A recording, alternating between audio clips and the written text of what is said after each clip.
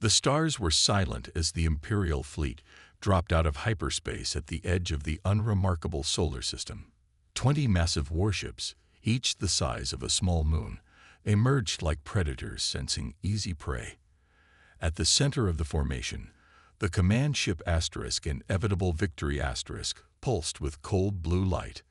Commander Vex stood on the bridge, his tall frame rigid with practiced discipline. His 6 years as a fleet commander had seen the conquest of 32 worlds. This small blue planet would be 33. "Status report," he ordered, his voice deep and even. "All systems operational," Commander replied, his second-in-command. "We have jammed all their communication channels. The natives cannot call for help." Vex nodded. "What do we know about these humans?" The ship's intelligence officer stepped forward. "Primitive species, Commander. They have basic space travel, a few outposts on their moon and the Red Planet, but no significant defensive capabilities. They still fight among themselves for resources and territory."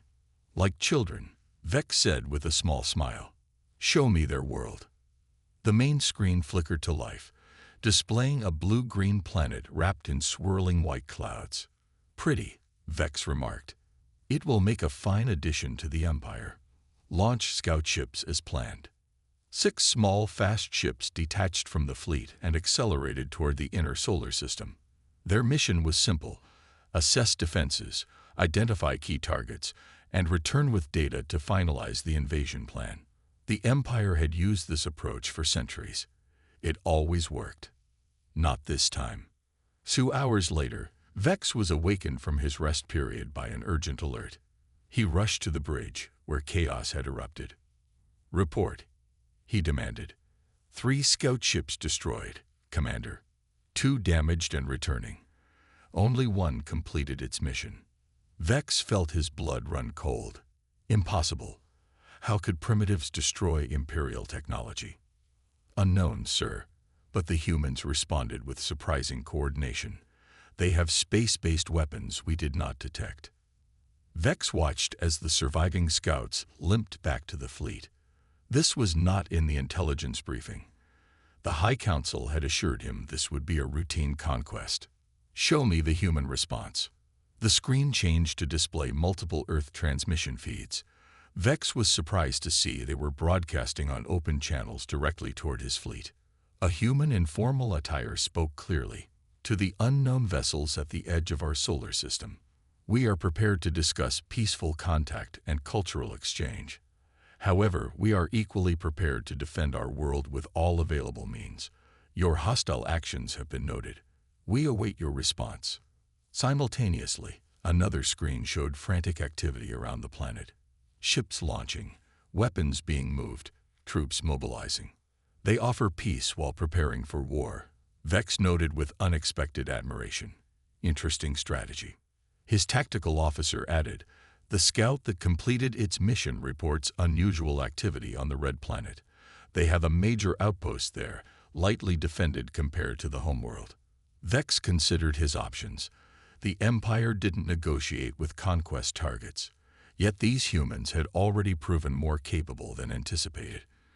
Taking their Mars outpost would provide valuable intelligence about how they had managed to detect and destroy his scouts. "Adjust the plan," he ordered. "We will capture the Mars outpost first. Study these humans more carefully before proceeding to the main invasion." As the fleet began moving toward Mars, Vex reviewed the scout ship data again. The humans had used weapons that somehow penetrated Imperial shields. Shields that had withstood the best defenses of 100 alien civilizations. For the first time in his career, Commander Vex felt a twinge of uncertainty. The High Council had called this an easy conquest, but his instincts told him otherwise. These humans were different.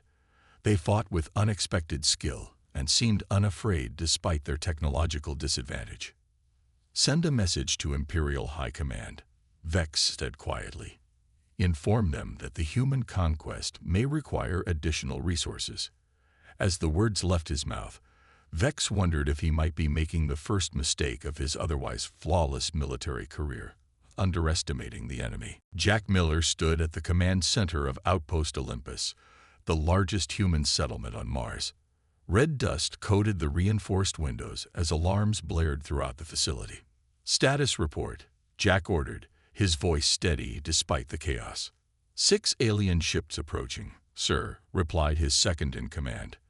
"They'll reach us in 20 minutes." Jack nodded. 10 years as a soldier on Earth had taught him to stay calm during crisis.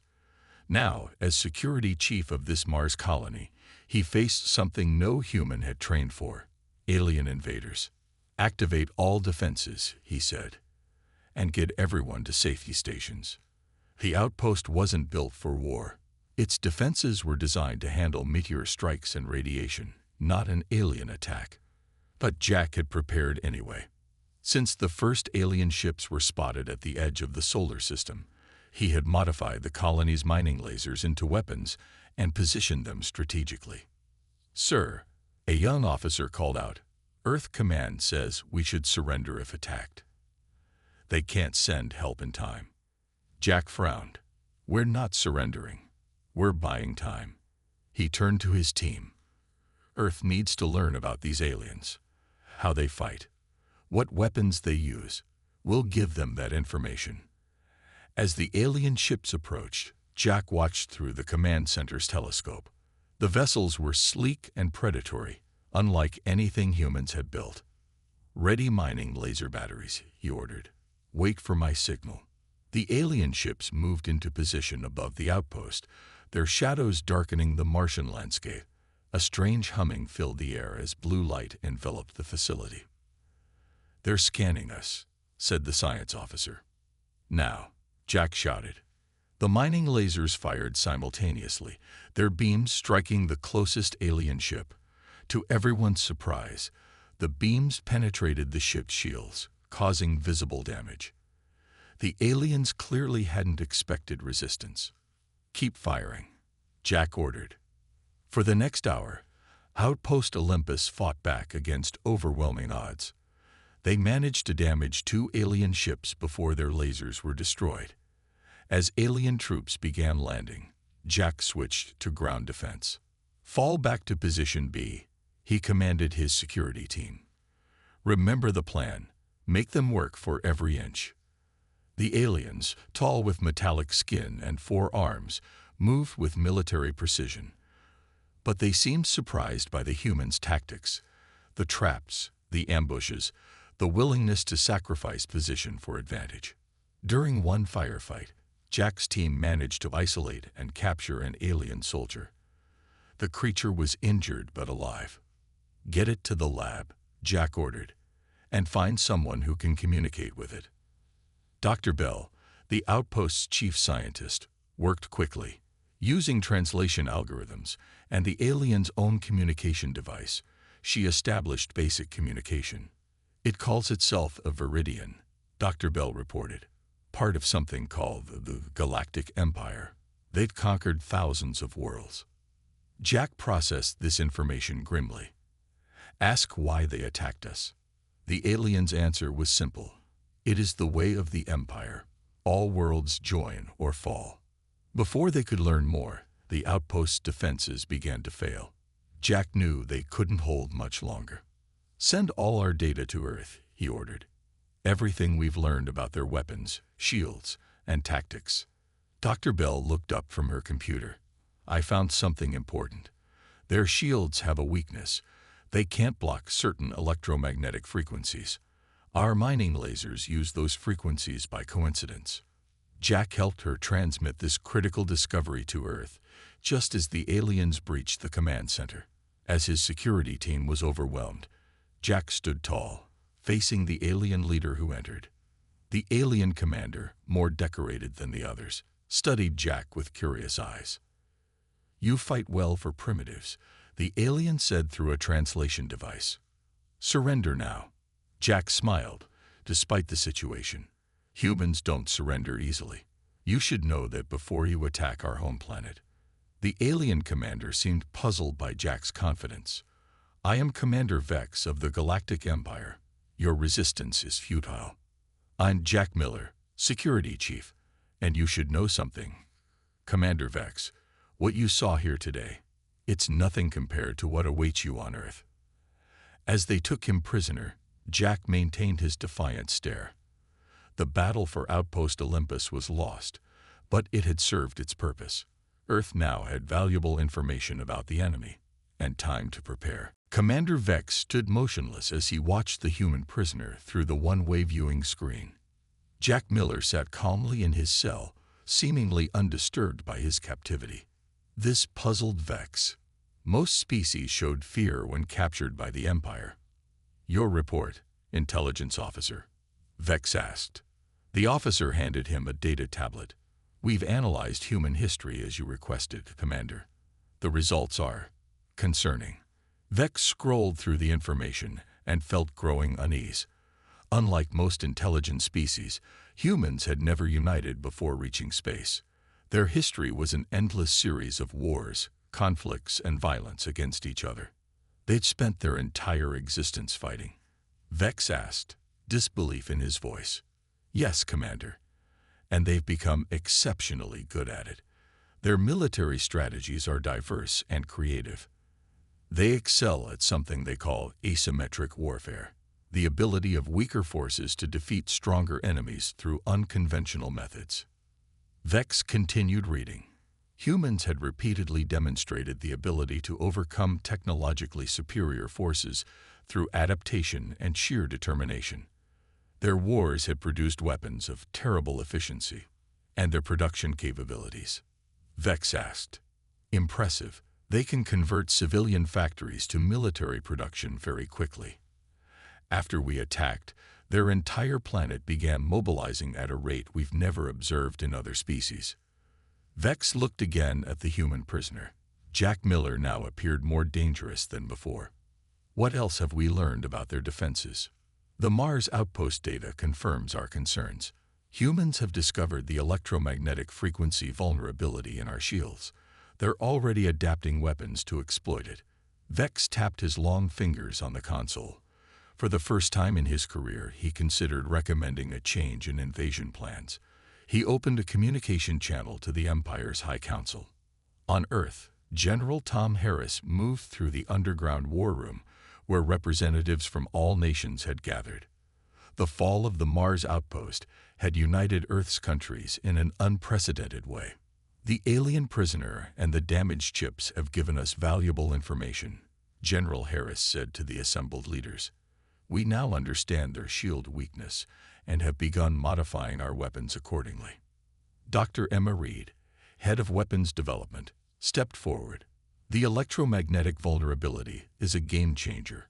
We're retrofitting missiles and energy weapons to target this weakness. Additionally, we've analyzed their communication systems and can now track their ship movements." "What about defenses?" asked the Chinese representative. "We're dispersing command centers and key infrastructure," General Harris replied. "If they strike one location, others will remain operational. We're also implementing guerrilla warfare protocols worldwide." The Russian delegate nodded in approval. "Our history of partisan warfare will be useful.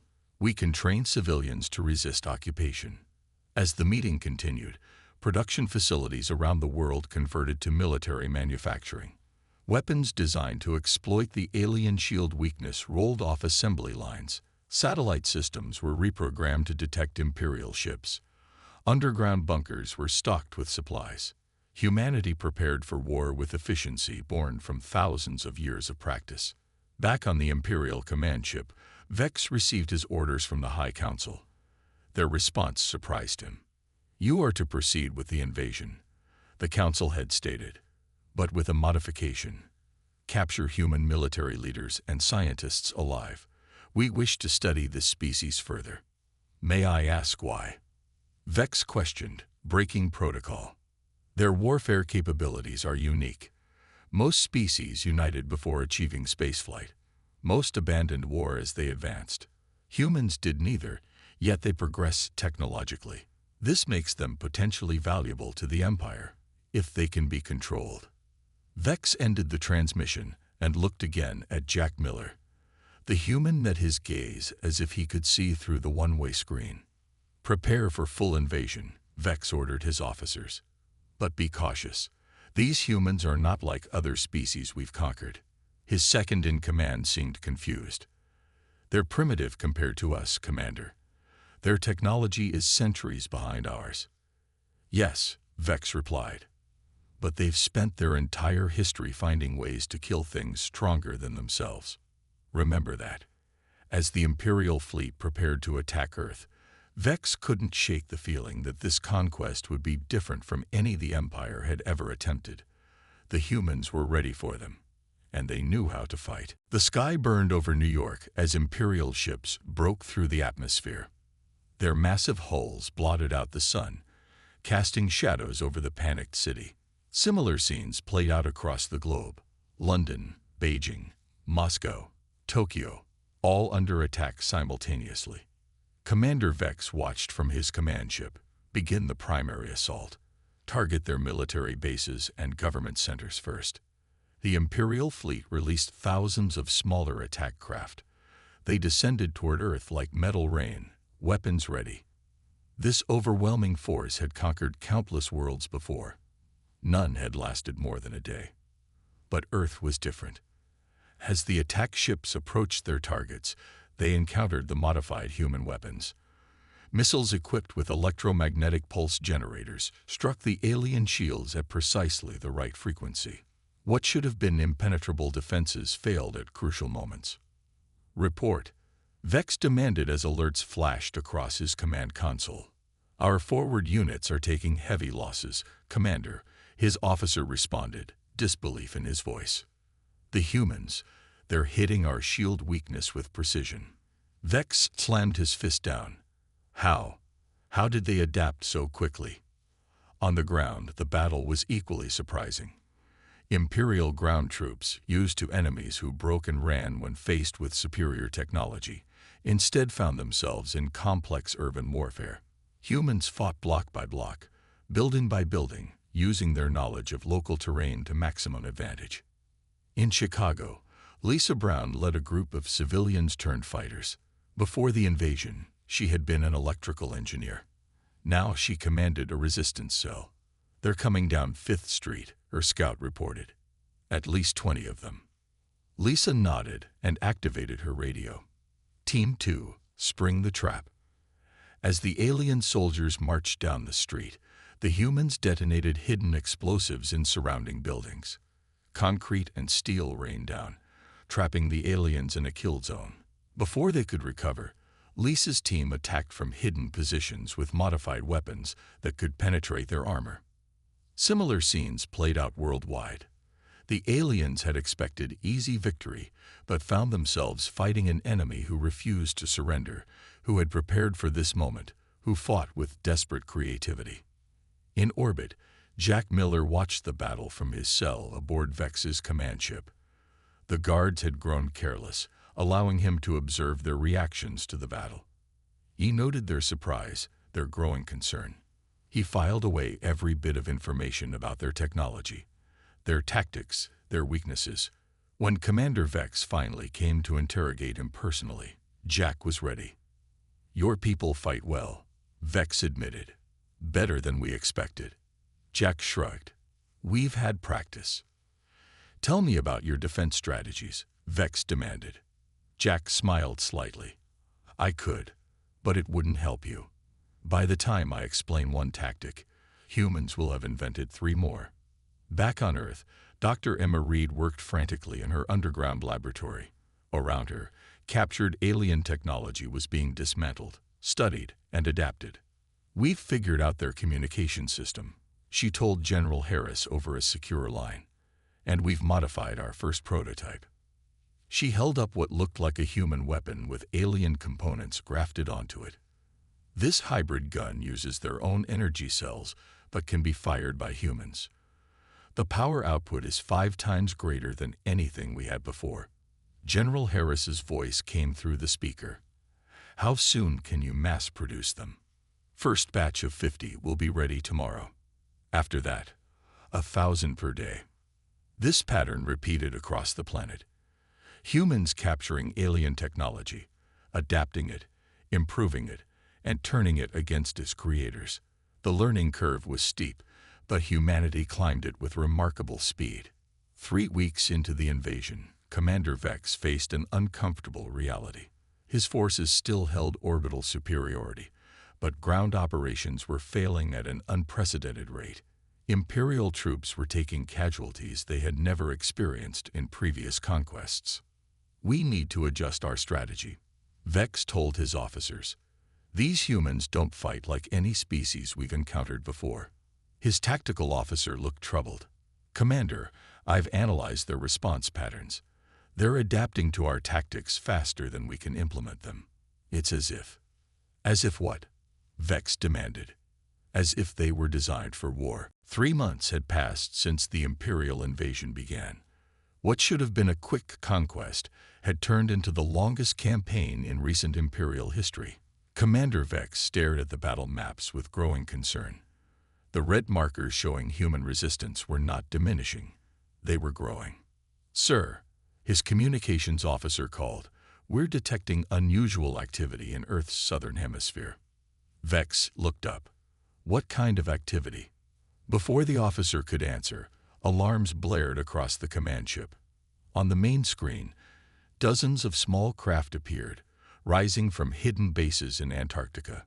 They were human ships, but different, faster, more powerful, with energy signatures similar to Imperial technology. "Impossible," Vex whispered. "They couldn't have adapted our drive systems so quickly." But they had. The first wave of Earth's counterattack had begun. General Tom Harris stood in the Global Command Center beneath the Rocky Mountains. Around him, military leaders from around the world watched as their plan unfolded. "Operation Hammer is underway," he announced. "All units proceed as planned." Across Earth, coordinated attacks launched against Imperial positions. In orbit, the new hybrid ships, human designs powered by adapted alien technology, engaged the Imperial fleet. They were fewer in number but moved with surprising agility, targeting the weak points in Imperial shields that Dr. Reed had identified. In London, Lisa Brown led her resistance team in a bold assault on an Imperial ground base. Her fighters now carried hybrid weapons, the alien technology giving them near parity with Imperial troops. "Remember the plan," she told her team. "We're not just fighting, we're capturing their command center intact." As they fought their way through the base, Lisa noted how the Imperial soldiers seemed increasingly uncertain. They had expected humans to break under their technological advantage. Instead, humans had adapted, improved, and were now fighting back with weapons that matched their own. When they reached the command center, Lisa activated the special device Dr. Reed had provided. It emitted a targeted electromagnetic pulse that disabled the Imperial systems without destroying them. "Secure the data cores," she ordered. "Everything gets sent back to Reed's team." Similar operations occurred worldwide. Humans weren't just fighting back. They were systematically capturing Imperial technology and data. Each victory provided more knowledge, which led to better adaptations, which led to more victories. Aboard the Imperial command ship, Jack Miller had earned limited freedom. Commander Vex had found him useful as a cultural interpreter, trying to understand the human mindset. "Your people launched a counteroffensive today," Vex said as they observed the battle. "No species has ever done that against the Empire." Jack nodded. "I told you we're different." "Why do humans adapt so quickly?" Vex asked. "Your technology was primitive compared to ours. Yet in 3 months, you've incorporated our systems into your own." Jack considered his answer carefully. "Our history taught us to innovate or die. When faced with a stronger enemy, we don't just accept defeat, we find their weakness and exploit it." Vex turned away from the battle display. "I've requested reinforcements from the Empire. The High Council is concerned about your species." "They should be," Jack said simply. General Harris reviewed the day's victories with quiet satisfaction. The counteroffensive had exceeded expectations. Imperial forces were falling back on multiple fronts. "Dr. Reed, your hybrid technology is performing even better than projected," he said. Emma Reed nodded. She hadn't slept in days, but her eyes were bright with excitement. The next generation will be even better. We're not just copying their technology anymore. We're improving it. She pulled up a schematic on her tablet. This is their energy distribution system. It's efficient, but we found a way to make it 30% more powerful by applying principles from our nuclear fusion research. Across the war room, a communications officer called out, "Sir, Operation Trojan Horse is working. The Imperial fleet is responding to our fake communications." Harris smiled grimly. By using captured Imperial codes, they were feeding false information to the enemy, drawing them into carefully planned traps. As the Earth forces continued their push, Commander Vex made a decision that would change the course of the war. Instead of waiting for reinforcements, he opened a private channel to Jack Miller. "I want to talk to your leaders," he said. "Directly." Jack looked surprised. "Why?" "Because," Vex said quietly, "I'm beginning to think the Empire has fundamentally misunderstood what humans are." The Imperial High Council chamber was silent as the final battle reports appeared on the main screen. 6 months of war with humans had cost the Empire more ships, soldiers, and resources than their last 10 conquests combined. "This is unprecedented," the Council leader said, breaking the silence. "A primitive species should not be able to resist us this effectively." Around the circular table, 12 of the Empire's highest-ranking officials exchanged troubled looks. What had begun as a routine conquest had become the most expensive campaign in recent Imperial history. "The reports from Commander Vex are most concerning," said the military advisor. "The humans are incorporating our technology into their own systems at an alarming rate. The technological gap is closing rapidly." The science advisor nodded in agreement. "They have adapted our shield technology, weapon systems, and even some aspects of our drive technology. At the current rate of progress, they could achieve technological parity within 2 years." "This cannot be allowed," said another council member, slamming his fist on the table. "We must commit overwhelming forces, destroy their planet entirely if necessary." "That would be wasteful," countered the resource advisor. "Earth has valuable minerals and biological diversity. And these humans, their adaptability could be useful to the Empire if properly controlled." The council leader raised a hand for silence. "We face a unique situation. These humans represent both a significant threat and a potential asset. They fight with remarkable creativity and adapt with unexpected speed. The question before us is whether to crush them completely or attempt to find a diplomatic solution before they develop capabilities that could threaten the Empire itself." The debate continued for hours. Some council members advocated for sending the Empire's full might to crush Earth quickly. Others suggested a more cautious approach.